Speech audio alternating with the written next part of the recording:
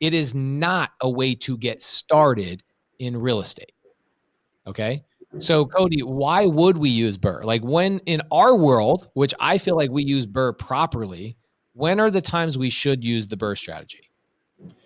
Yeah, I mean, for us, more of the kind of refinance strategy just in general, where you'd mentioned at the beginning, we have a few deals that we bought on creative finance, either subject to or seller carries, that had balloons on them that are, either 5-year, 7-year, or 10-year balloons that, at the current rate and the terms, they work as that deal. But because the properties have appreciated, why would we not want to refinance those into 30-year debt where we can get, cash out of those deals and it would still cash flow, and we prevent ourselves from being in a deal that has a balloon on it that we're going to have to, kick the can down the road and eventually figure out anyways. So that's one of the ways. So Addison is mentioning, I thought you guys used the BRRRR method. So that's essentially what we're doing. The other thing is we have, we're going into Q4, guys, the end of the year.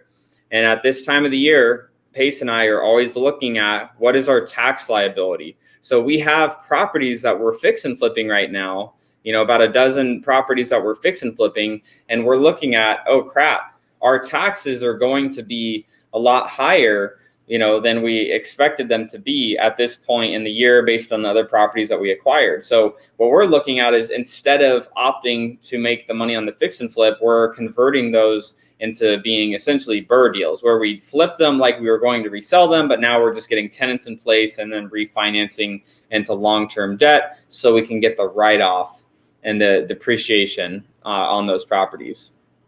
Hypothetically, we'll make the math really simple. Okay, if we make $1 million in real estate, which is incredibly easy to do, how much are we typically going to pay state of Arizona, federal income tax, and we're going to pay also self-employment tax? What do you think we're going to pay roundabout percentage? What do you think? I mean, $1 million should be. I'm going to say about 45%. 45, yeah. Okay. When I was talking to some of our other buddies, they're paying close to 50% in their taxes. The ones that are not buying real estate, the ones that are just wholesaling. Okay. So let's say we pay 45% total in taxes. That means the only thing I made $1 million, so I could only make $550,000. That sucks. That completely sucks. You gave away $450,000. You gave it to Uncle Sam, who mismanages it. So we make money from 3 places. The only 3 places you can actually make money in real estate is you make money from fix and flip. I also call this development because you could make money in building houses or whatever. We make money in fixing and flipping. We make money in wholesale. And we make money in cash flow on existing properties. So let's say you take all 3 of those incomes together and you make $1 million on those 3 incomes together. You got a problem. You got a $450,000 problem. So what do we do in that situation is 2 things. Okay. 1, we stop making money on fix and flips. And we do what instead, Cody? We convert those, what would have been fix and flips, into rentals. Right. So we have actually a handful of those that you called me about in the last couple of weeks, and you asked me what and for what reason.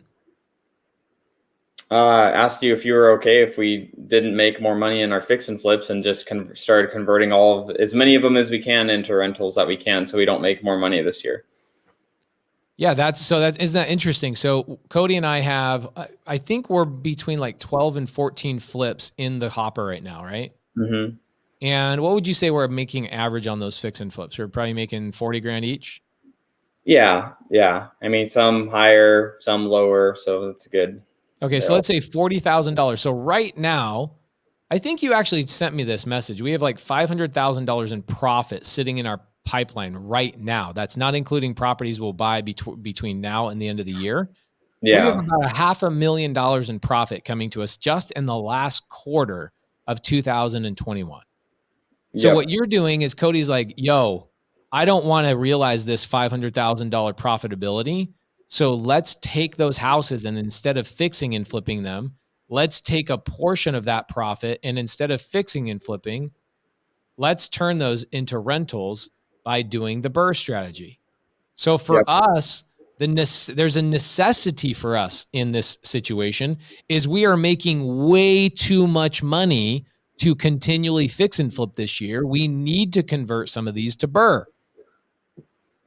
Does that sound like a beginner strategy to you guys? Hey guys, I'm making $1 million+ in real estate. I have a major $450,000 problem. I need to utilize a strategy to get rid of my profitability and buy rentals. That is not a beginner strategy whatsoever. Okay. So, this is we have a 6 package of home, Cody. Are these all fix and flips, or are some of these homes that we're refinancing right now houses that we currently own? It's a mix. We have 3 of them are previous ones that we've owned for a little while, and then 3 are in the bundle of fix and flips that we have. So it's a little bit of a mix. Look at this one. This is an interesting one. So Rick Watson says, sadly, without a little tax structure, plan on saving $4,500 for Uncle Sam for every $10,000 wholesale assignment deal. That is so true. The only way I know how to get rid of tax liability is through owning real estate. Do you know anything else? I mean, there's not much. There are some other things, but not that help you as significantly as buying real estate. I would say there's one other strategy. It's moving to Puerto Rico. Pretty much any of the ones that make sense on converting to be a rental, we're converting. The properties that we had that we're flipping that are like manufactured homes and small condos with high HOAs, those ones we aren't. But pretty much any of them that are actual single family houses, we are. Okay, so the one thing you're doing is you've stopped us from fixing and flipping as much. I mean, we're still fixing, but we're not flipping. We're fixing and refinancing, right? Yep.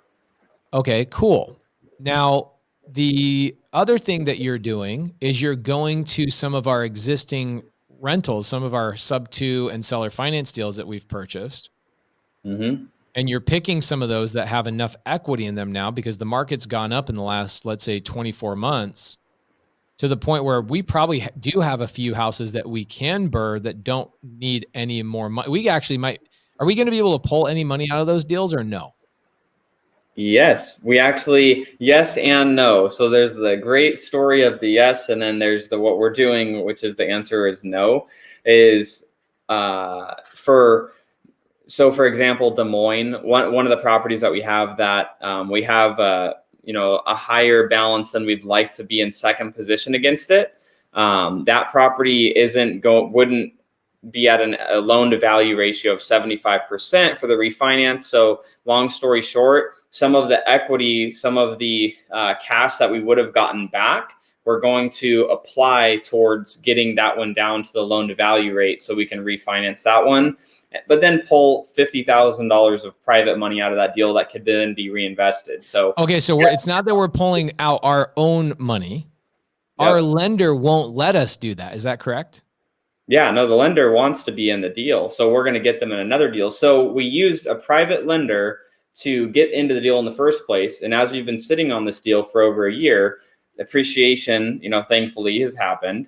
And so now we're going to refinance, get that private lender's money out of it. And that amount of money, which was $500 a month in cash flow, that we're going to add to our bottom line because of refinancing that property. And now we get to use that lender's money in another deal, recycling it into another deal. Love it. Okay, but what if we wanted to do a cash out refinance on a BRRRR deal?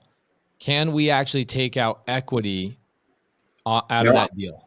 Not unless we've owned it for 6 months. They'll refinance 100% of cost. So however much we've spent in renovations, they'll refinance up to 100% of the cost. But they won't give you cash out until you've owned it for over 6 months. So that's the story. Wow. Wow.